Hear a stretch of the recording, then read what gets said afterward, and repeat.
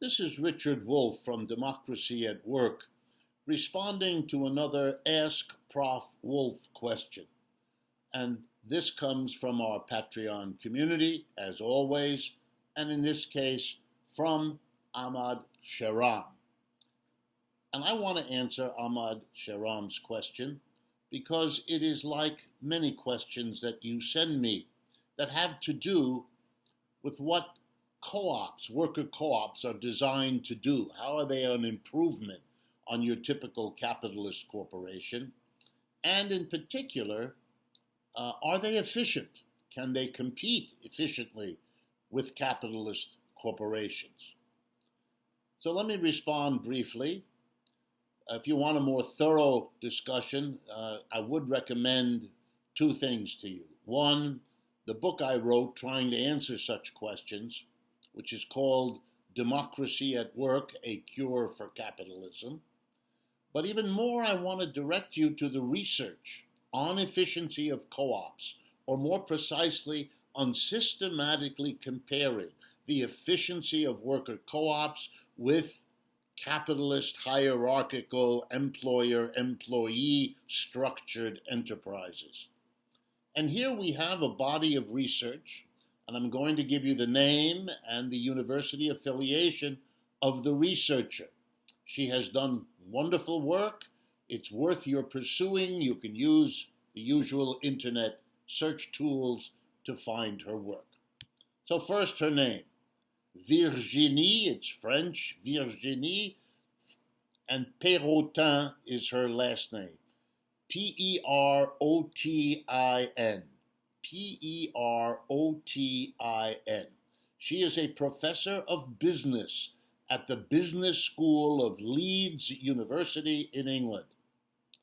L-E-E-D-S.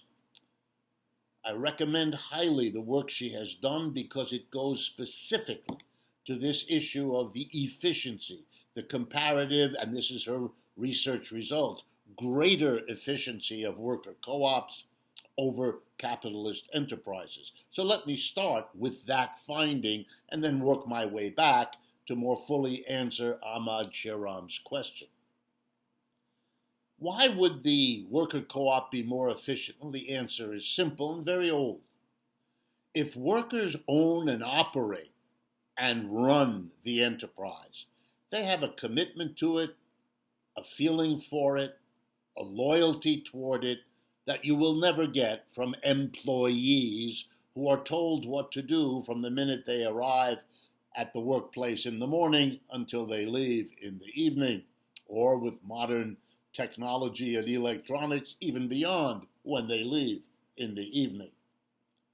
The worker who is the owner-operator of her own business together with the other employees goes that extra step that an employee often doesn't.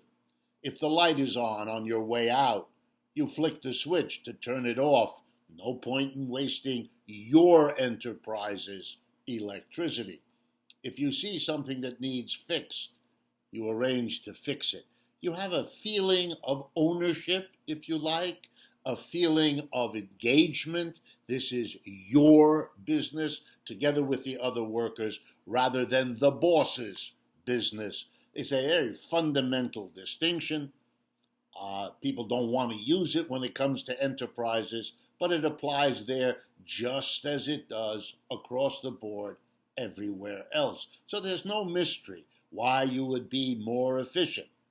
A worker who's an employee has to worry if there's a new technology, a new, more efficient way of doing something.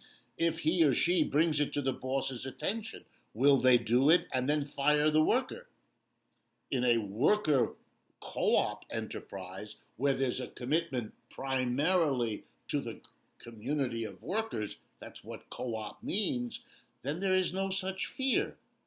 If a new invention makes some function unnecessary, the enterprise will find other things for you to do or find you another position. That's part of the ethos of a worker co-op based economy. So what is it that worker co-ops really offer? Two or three things that are basic. First, democracy. That's right. A worker co-op brings democracy into the workplace, from which capitalism excludes it. In a capitalist enterprise, all the basic decisions, key decisions of the enterprise, what to produce, what technology to use, where to locate production, and what to do with the profits that everybody's work helps to generate, those decisions are made by a tiny group of people at the top, the owner of the enterprise, the major shareholders if it's not an individual or a family, the board of directors selected by the major shareholders. That tiny group, 1, 2, 5, 10, 15, 20 people at most, in most cases, they make all the decisions, even if there are hundreds or thousands or hundreds of thousands of employees. The employees live with decisions made by other people over whom they exercise no authority. The employees don't vote for the employer. We all, as residents of communities, vote for the mayor or the governor or the president who rules. But we have some power. Once you enter the workplace, the factory, the office, the store, you have no power anymore. Democracy is excluded. The CEO is like the king. We got rid of kings years ago in public society where we live. But they snuck into the enterprises and they continue to rule us there.